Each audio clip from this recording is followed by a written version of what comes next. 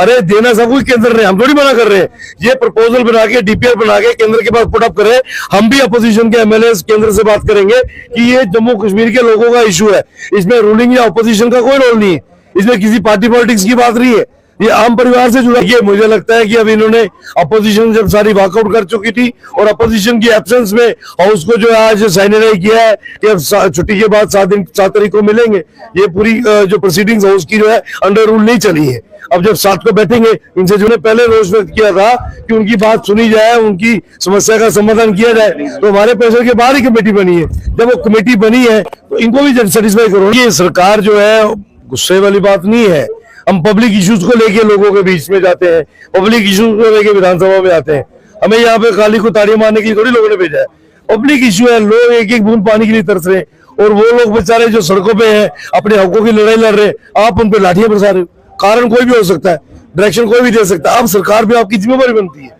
यहाँ तो किसी का एक्सीडेंट भी सड़क पे हो जाए, उसकी भी जिम्मेवारी सरकार की बनती है कि उस परिवार तक उसकी जो है मदद, कंपनसेशन मदद की जाए।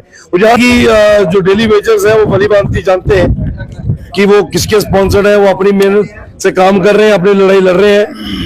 मुझे लगता है कि जल्दी उनका कोई ना कोई कमेटी का जवाब तो उन्होंने हमारे डिस्कशन में पहले कह दिया था, जब हमने पहले रोष व्यक्त किया था कि उनकी बात सुनी जाए, उनकी समस्या का समाधान किया जाए, तो हमारे प्रेशर के बाद ही कमेटी बनी है। जब वो कमेटी बनी है तो इनको भी सेटिस्फाई करो। देना सब कुछ केंद्र ने, हम थोड़ी मना कर रहे हैं। ये प्रपोजल बना के डीपीआर बना के केंद्र के पास पुट अप करें। हम भी अपोजिशन के एमएलए केंद्र से बात करेंगे कि ये जम्मू कश्मीर के लोगों का इशू है, इसमें रूलिंग या अपोजिशन का कोई रोल नहीं है, इसमें किसी पार्टी पॉलिटिक्स की बात नहीं है। मुझे लगता है कि अब इन्होंने अपोजिशन जब सारी वॉकआउट कर चुकी थी और अपोजिशन की एब्सेंस में हाउस को जो आज साइनराइज किया है कि अब छुट्टी के बाद 7 तारीख को मिलेंगे, ये पूरी जो प्रोसीडिंग्स हाउस की जो है अंडर रूल नहीं चली है। अब जब 7 को बैठेंगे, इनसे क्लियर कट रणनीति है, हम पब्लिक ओरिएंटेड पॉलिटिक्स करते हैं, लोगों के इश्यूज के लिए हमें विधानसभा में जाते हैं, लोगों का इश्यूज जो है वो रैकअप करेंगे। अगर समाधान नहीं हो तो नाचने जाने आंगन टेढ़ा, जब काम होता नहीं है तो दूसरे पे इल्जाम लगाना है।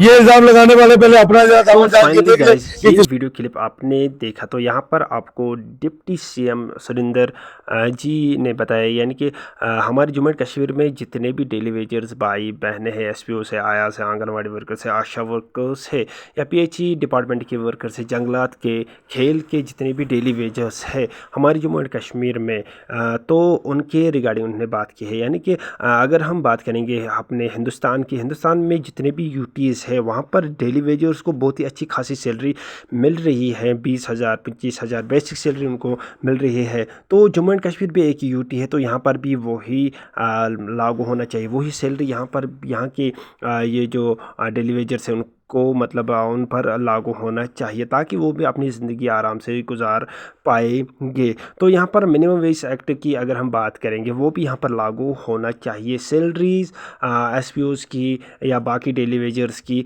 अच्छी खासी होनी चाहिए। और इसी प्रकार से अगर हम बात करेंगे आशा वर्कर्स या आयास या आंगनवाड़ी वर्कर्स, खासकर आंगनवाड़ी वर्कर्स की मैं बात करूंगा, तो 5,000 उनको पर मंथ मिलता है, तो वो सैलरी भी इंक्रीज़ होनी चाहिए, कम से कम 10,000 प्लस उनकी सैलरी होनी चाहिए, ताकि वो भी अपने बच्चों का, अपने घर का, अपना खुद का मतलब ये जो बंदोबस्त वो आराम से कर पाएंगे, तो वो अपनी ज़िंदगी असल आराम से गुजार पाएंगे। तो यहाँ पर मैं यही रिक्वेस्ट लेके आया हूँ अपने सीएम साहब से, एलजी साहब से यही रिक्वेस्ट करता हूँ कि आप, सीएम साहब ने बहुत टाइम पहले यानी कि इलेक्शन के दौरान भी इन डेली वेजेस भाई बहनों एसपीओज़ के साथ वादे किए कि हम आपको रेगुलराइज करेंगे, लेकिन जैसे आपने मतलब ये हमारे यूटी की अगर हम बात करेंगे जम्मू एंड कश्मीर में, जैसे ही आपने इलेक्शन जीता तो आपने फिर एक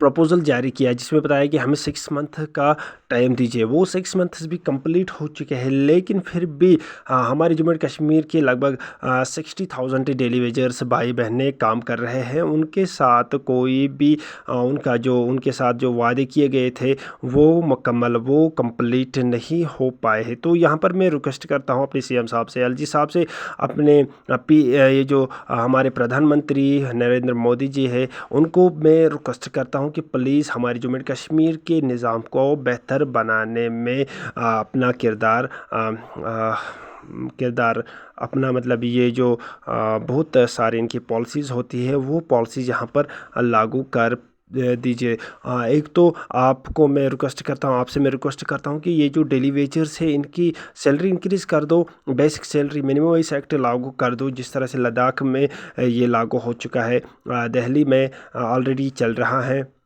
तो उसी प्रकार से यहाँ पर भी होना चाहिए हमारे जम्मू एंड कश्मीर में, क्योंकि ये भी एक यूटी है। तो यूटीज़ में एक ही तरह का निज़ाम होना चाहिए, डिफरेंट निज़ाम नहीं होनी चाहिए। तो जो रूल्स बाकी यूटीज़ में है वही रूल्स यहाँ पर भी जम्मू एंड कश्मीर यूटी में होना चाहिए। और साथ ही साथ मैं रिक्वेस्ट करता हूँ कि अपने सीएम साहब से, एलजी साहब से, अपने प्रधानमंत्री साहब से कि जम्मू एंड कश्मीर में बेरोज़गारी दिन ब दिन बढ़ता जा रहा है। तालीम बहुत कैंडिडेट्स, यानी कि अगर हम तालीम की बात करें कि बहुत कैंडिडेट्स हमारे जम्मू एंड कश्मीर में जिनके पास अच्छी खासी शिक्षा है, अच्छी खासी डिग्रीज़ है, लेकिन फिर भी वो मज़दूरी कर रहे हैं। तो यहाँ पर मैं बताऊँ अपनी सरकार से कि ऐसी पॉलिसीज़ खड़ा कीजिए कि जिससे हर एक ये जो अनएम्प्लॉयमेंट यूथ है वो उस स्कीम के ज़रिए अपने पैरों पे वो खड़ा हो पा सकते हैं। तो यहाँ पर मैं यही रिक्वेस्ट करता हूँ, अच्छे स्कीम्स होनी चाहिए, जिस तरह से ये जो डेवलप्ड कंट्रीज़ होती है, जैसे कि हम बात करेंगे यूनाइटेड नेशंस ऑफ अमेरिका, और वहाँ पर वो डेवलप्ड क्यों है? क्योंकि उनके पास बहुत ही ज़बरदस्त पॉलिसीज़ होती है। अगर कोई बेरोज़गार भी होता है फिर भी वो उन पॉलिसीज़ को लेकर उन पॉलिसीज़ का अच्छा खासा इस्तेमाल करते हैं, क्योंकि उनके पास पॉलिसीज़ होती है, उनके पास बहुत सारे रास्ते होते हैं, और फिर उन्हीं में से वो एक रास्ते को चुनते हैं। क्योंकि सरकार ने ऑलरेडी उन ये जो बेरोज़गार जवान होते हैं वहाँ पर जिनके पास कोई गवर्नमेंट नौकरी नहीं होती है, वो उन पॉलिसीज़ का मुकम्मल तौर पर इस्तेमाल करते हैं। वही पॉलिसीज़ हमारे जम्मू एंड कश्मीर या हमारे हिंदुस्तान में होनी चाहिए, ताकि हर एक व्यक्ति, हर एक अनएम्प्लॉयमेंट यूथ जो है वो उन पॉलिसीज़ का आराम से इस्तेमाल कर पाएंगे और उनका लाभ उठा सकते हैं। तो यही रिक्वेस्ट लेकर आया हूँ मैं अपने सरकार से।